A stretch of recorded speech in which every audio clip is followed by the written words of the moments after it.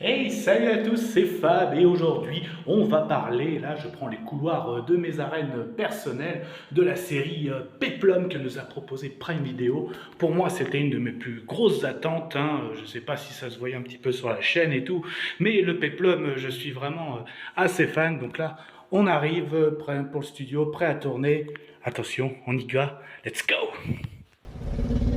Soit on meurt en héros, soit on vit assez longtemps pour se voir endosser la peau du méchant. Pour ce genre de choses, il existe des hommes comme moi. Il t'arrive de saigner.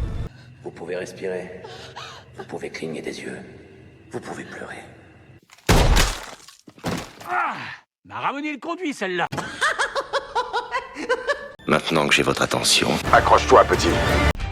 Salut à tous, c'est Fab et des Garmat sur ma chaîne et aujourd'hui on va parler de séries télé, on va parler de Peplum de la plateforme Prime Video. C'était une de mes plus grosses attentes dans cette année 2024 et du coup la série inspirée d'un roman, Those About to Die.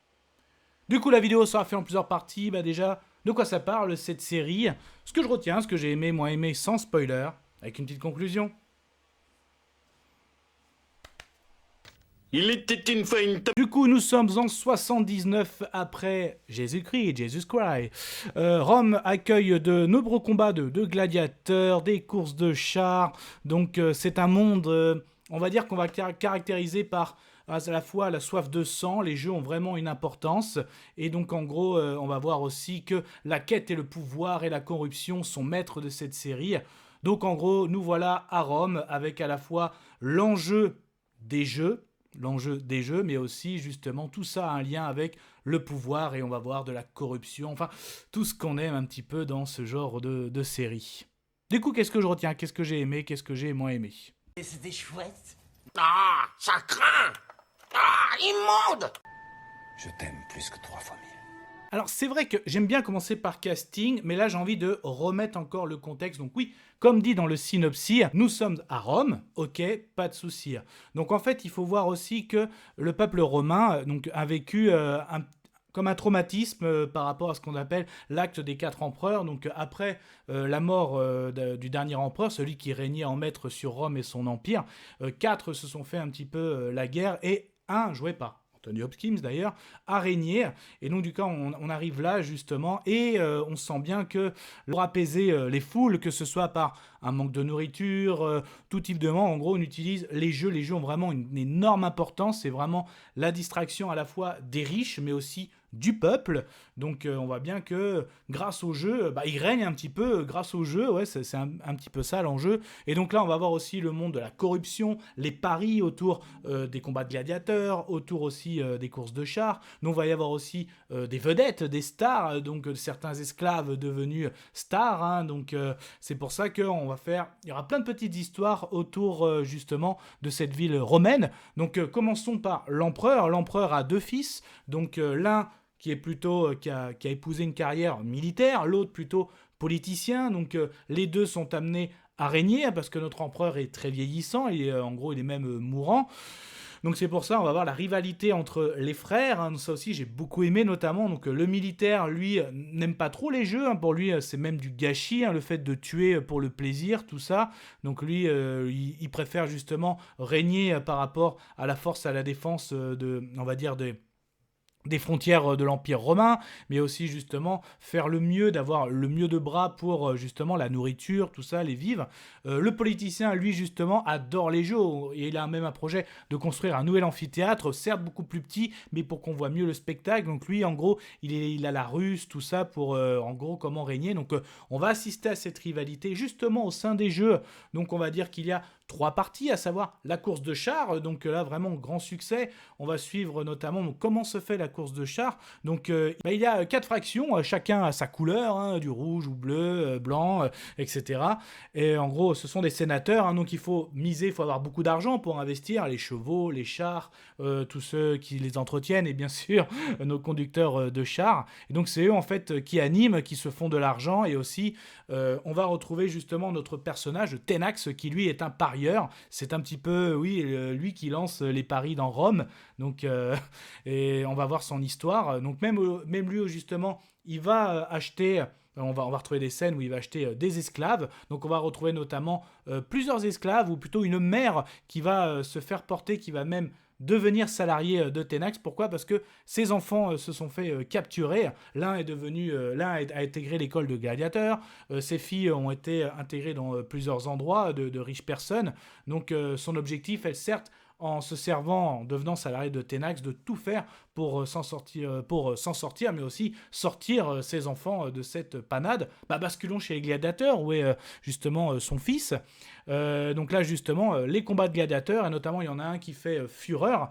Donc c'est pour ça, ces combats de gladiateurs, certes, sont au début un petit peu en second rôle, mais vont prendre de l'importance au déroulement de cette série, surtout vers la fin. Donc c'est pour ça on va voir à la fois l'évolution dans les courses de chars, l'évolution au niveau des combats de gladiateurs, mais aussi un petit peu quelques scènes, on va dire, avec le cirque, avec les animaux. Donc c'est pour ça on a vraiment toute une panoplie, tout un contexte, et c'est vraiment ce que j'ai aimé. Voilà, tout ce contexte, ces petites histoires dans notre Rome en 79 après Jésus-Christ. Du coup, là, le casting. J'en ai un petit peu parlé. Donc, Anthony Hopkins qui joue le rôle de l'empereur. Hein, donc, très très bien. Donc, franchement, il y a du charisme. Et on voit bien l'empereur vieillissant qui a du vécu. À la fois, justement, il n'est pas rassuré pour voir qui va le succéder, le côté militaire, le côté politicien de ses deux fils. On sent qu'il y a un côté très César aussi, hein, parce que justement, il avait dit que même César avait eu ce choix à faire. Donc, ouais, plutôt pas mal. Ses deux fils, justement, donc celui qui joue le politicien, donc Jojo Macari, donc qui joue très bien aussi. Hein, donc là, il a dans le visage le côté, on peut pas lui faire confiance, il a toujours un coup à faire. Franchement, c'est pas mal. On a Tom Hughes, lui qui joue le rôle de Titus, l'autre frère, le militaire. Au début, on sent complètement qu'il n'est pas du tout dedans, qu'il est même pas fait pour régner, il a vraiment rien du tout. Et il va avoir une belle évolution, je trouve. J'aime beaucoup son évolution. Donc au début, franchement, je mettais pas un sesterce sur lui, mais j'ai beaucoup aimé ce personnage dans son évolution, c'est clair. J'ai déjà parlé de Tenax joué par Iwan Rheon, que moi j'ai découvert notamment dans Game of Thrones, hein, notamment un des antagonistes de la bataille des bâtards. Là, il est très très bon en gros dans le parieur. Il y a une scène à un moment avec fracture ouverte du tibia. J'en dis pas plus, mais là...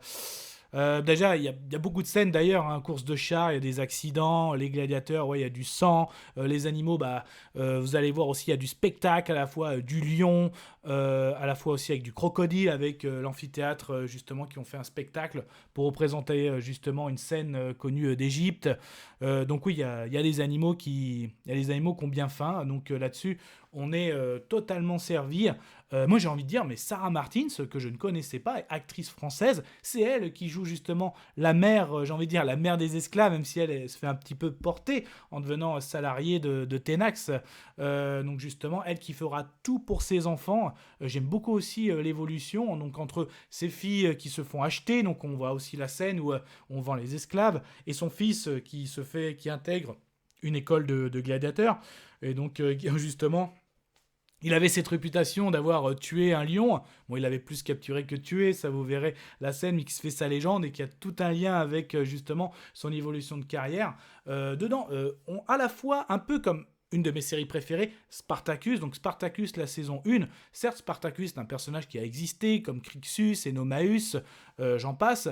Mais en fait, la saison 1 de Spartacus, elle est 100% scénarisée parce qu'il n'y a pas grand-chose, il n'y a pratiquement rien sur comment était Spartacus dans l'arène. Est-ce qu'il a vraiment été un dieu des arènes, ce grand gladiateur? Il a surtout été connu pour celui qui a semé la révolte. Et c'est plutôt la saison 2, saison 3, justement, où là, il y a plus d'inspiration de faits historiques. La 1, c'est des personnages et inspirés de personnages réels autour d'une histoire. Là c'est pareil, on a Flamma, ce fameux gladiateur très connu, lui justement qui avait refusé plus d'une fois le fameux glaive de bois qui accorde sa liberté. Donc là on le retrouve, donc il est joué par, j'ai envie de dire, le monstrueux Martin Ford. Donc là impressionnant aussi. On a aussi Dimitri Leonidas, ouais, est-ce qu'il avait un nom, hein, pour jouer dans les séries ou films Peplum. Bon, il joue le rôle de Scorpius, donc en gros gros, lui, célèbre, un personnage qui a existé aussi, célèbre conducteur de char, donc c'est lui un petit peu la star, hein, donc